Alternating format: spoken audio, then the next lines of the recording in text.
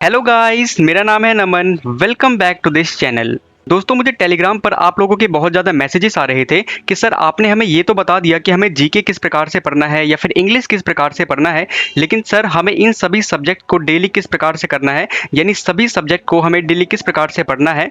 दोस्तों, बच्चों को इसमें बहुत ज़्यादा परेशानी आ रही थी। तो गाइस, फाइनली इस टॉपिक पर मैं एक वीडियो लेकर आ गया हूँ।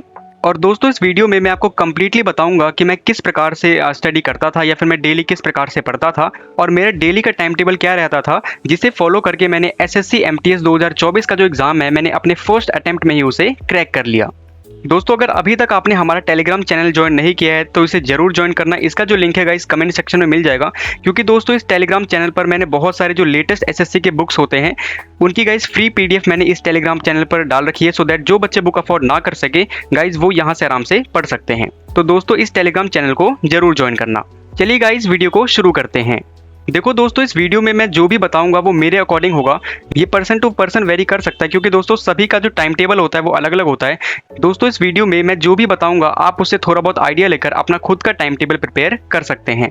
तो गाइज, मैं टारगेट वाइज स्टडी करता था। बहुत सारे बच्चे मुझसे पूछते थे कि सर आप कितने घंटे पढ़ते थे या फिर दिन में कितना घंटा पढ़ते थे। तो देखो, सिंपल सी बात है, मेरा जो मेन गोल था वो मेरे टारगेट्स को कंप्लीट करना था। मैं आपको बताऊंगा कि दोस्तों मैं किस प्रकार से टारगेट बनाता था।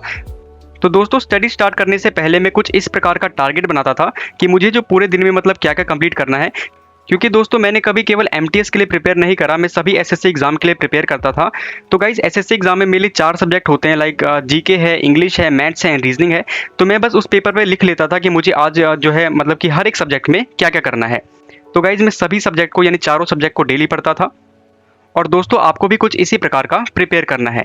जैसे दोस्तों मुझे रीडिंग करना है या कैलकुलेशन करना है या वोकैब कितनी करनी है, ग्रामर में मुझे आज क्या पढ़ना है, या मैथ्स में मुझे कौन सा चैप्टर करना है, कितने क्वेश्चन करने हैं, या रीजनिंग में मुझे क्या करना है। तो गाइज, मैं पूरा एक प्रकार से अपना टारगेट बना लेता था। दोस्तों, इसका फ़ायदा ये होता है कि फिर आप डाइवर्ट नहीं होगे। बच्चों के डाउट आते हैं कि सर हमने एक सब्जेक्ट पढ़ा, फिर हम कंफ्यूज हो जाते हैं कि हमें अगला सब्जेक्ट क्या पढ़ना है। अगर आप पहले से ही ये बना लोगे तो गाइज आपके माइंड में पहले से एक प्लान रहेगा कि आपको पूरे दिन में क्या क्या करना है। और दोस्तों, आपका जो मेन टारगेट रहना चाहिए वो इस सर्कल को फिल करना है, यानी कि आपको एक पर्टिकुलर चीज़ जो भी आपने लिखा है आपको दोस्तों उसे कंप्लीट करना है। अब चाहे इसे 1 घंटे में कंप्लीट करो, 2 घंटे में कंप्लीट करो या फिर कितना भी टाइम लो, दोस्तों आपका जो मेन गोल होना चाहिए वो इन सभी टारगेट्स को कंप्लीट करना है। आई होप गाइज आप समझ गए होंगे कि आपको टारगेट किस प्रकार से बनाना है।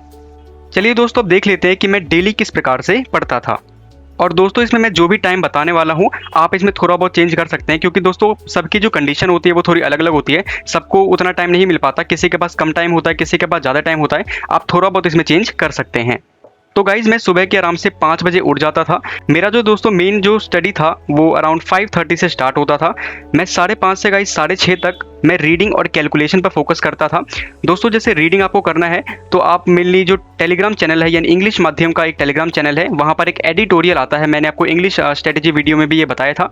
मैं डेली वहाँ से जो है एडिटोरियल पढ़ता था और अभी भी पढ़ता हूँ।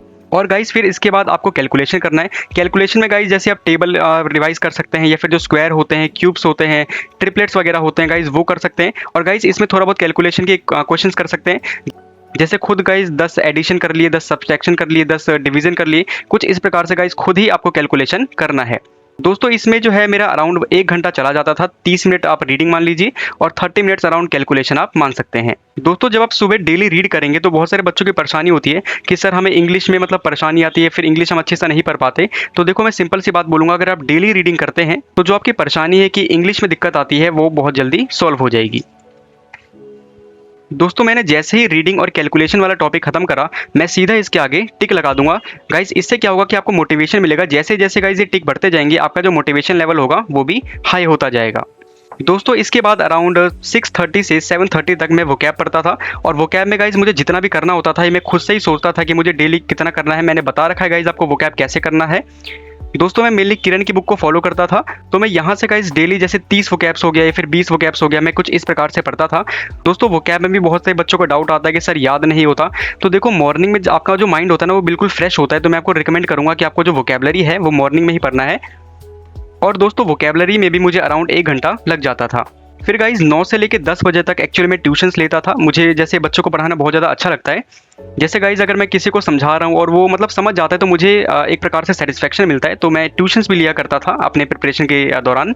और दोस्तों जब 10 बजे जो बच्चे आते थे वो पढ़ के चले जाते थे, तो अराउंड आधा घंटा का रेस्ट करने के बाद 10:30 से लेकर 11:30 तक मैं इंग्लिश ग्रामर पढ़ता था अराउंड 1 घंटा। और ग्रामर के लिए मैंने मेनली रानी मैम को फॉलो किया था, मैंने आपको बता रखा है। तो मैं वहाँ से जो है डेली 1 घंटा ग्रामर करता था दोस्तों। फिर यहाँ पर आधा घंटा आराम से ब्रेक ले सकते हैं। और फिर दोस्तों 12 से 1 बजे तक मैं रीजनिंग करता था। अगर आप बिल्कुल बिगिनर हैं तो दोस्तों आपको सिलेबस पर फोकस करना है। और दोस्तों अगर आपने रीजनिंग का सिलेबस कर रखा है तो सिंपली आपको मॉक टेस्ट के थ्रू प्रैक्टिस करना है। आपको रीजनिंग के जितना आप सेक्शनल टेस्ट देंगे गाइज उतना ही ज़्यादा आपको बेनिफिट मिलेगा। और रीजनिंग के लिए दोस्तों 1 घंटा मतलब मोर देन इनफ है, आप आराम से इसे दे सकते हैं। दोस्तों रीजनिंग करने के बाद आप 1 बजे से 2:30 बजे तक का ब्रेक ले सकते हैं, जिसमें आप लंच वगैरह कर सकते हैं। दोस्तों इसी टाइम के बीच में लंच भी करता था। और दोस्तों मुझे यूट्यूब पर शॉर्ट्स वीडियो बनाने का काफ़ी ज़्यादा पैशन है, मुझे काफ़ी ज़्यादा सेटिस्फेक्शन मिलता है। तो इस टाइम को मैं यूटिलाइज़ करके, मेरा एक शॉर्ट्स चैनल है गाइज, मैं वहाँ पर शॉर्ट्स भी डालता था। दोस्तों थोड़ा बहुत रेस्ट करने के बाद अराउंड 2:30 से लेके 4:30 तक मैं मैथ्स करता था। आपको पता होगा कि मैं केवल एमटीएस के लिए प्रिपेयर नहीं करता, और आप में से भी मोस्ट ऑफ द बच्चे केवल एमटीएस को टारगेट नहीं करते, प्लस इसके नोट्स बनाता था। इतना करने में दोस्तों मुझे अराउंड 2 घंटे का समय लग जाता था। दोस्तों मैथ्स को मैं दोपहर में इसलिए करता था क्योंकि इस टाइम पर काफ़ी ज़्यादा शांति होती थी और जो हमारा फोकस लेवल होता है वो काफ़ी ज़्यादा अच्छा बना रहता है। तो अराउंड 2 घंटे गाइस मैं मैथ्स के लेक्चर लेता था और साथ साथ मैं नोट्स भी बनाता था। दोस्तों लेक्चर लेने के बाद अराउंड 4:30 से 5:30 तक मैं मैथ्स के प्रैक्टिस करता था, यानी जो भी टॉपिक पढ़ा उसका जो गाइस जो भी टीचर के शीट वगैरह होते हैं मैं वहाँ से प्रैक्टिस करता था अराउंड 1 घंटा। बहुत से बच्चों की मिस्टेक होती है कि वो बस लेक्चर लेते रहते हैं, तो गाइस मैं आपको सिंपली रिकमेंड करूँगा कि आपको लेक्चर तो लेना ही है, साथ साथ आपको प्रैक्टिस भी करनी है। तो दोस्तों 1 घंटा मेरा मैथ्स की प्रैक्टिस में चला जाता था।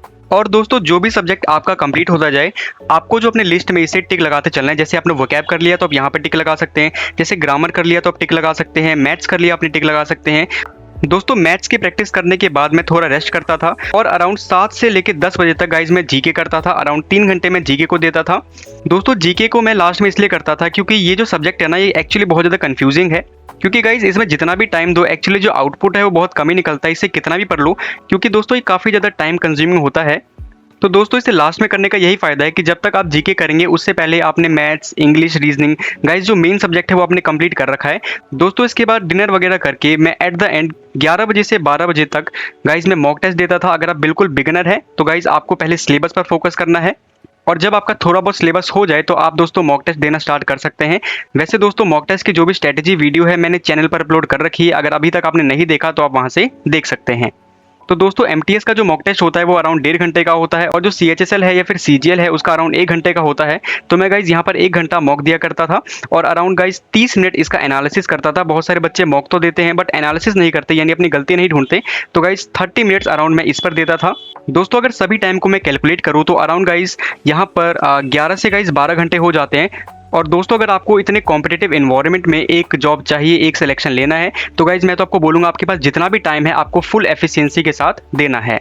और दोस्तों आपको इस टारगेट लिस्ट का भी जो इंपॉर्टेंस है पता चल गया होगा। अगर आप गाइज इसे पहले प्रिपेयर कर लेते हैं तो आपको ज़्यादा दिन में मतलब डाइवर्ट नहीं होना पड़ेगा, आपको सारी चीज़ें पहले ही पता होंगे कि आपको क्या क्या कंप्लीट करना है। तो गाइज जो भी कन्फ्यूजन वगैरह होगा वो आपको नहीं होगा।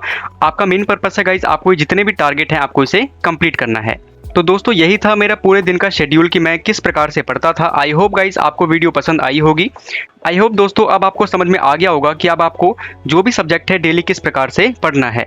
दोस्तों अगर आपको वीडियो पसंद आती है तो प्लीज़ वीडियो को लाइक करना, चैनल को सब्सक्राइब करना। अगर आपका कोई भी डाउट रहता है तो आप मुझसे कमेंट में पूछ सकते हैं। और दोस्तों आपको नेक्स्ट वीडियो किस टॉपिक पर चाहिए आप मुझे कमेंट में ज़रूर बताना।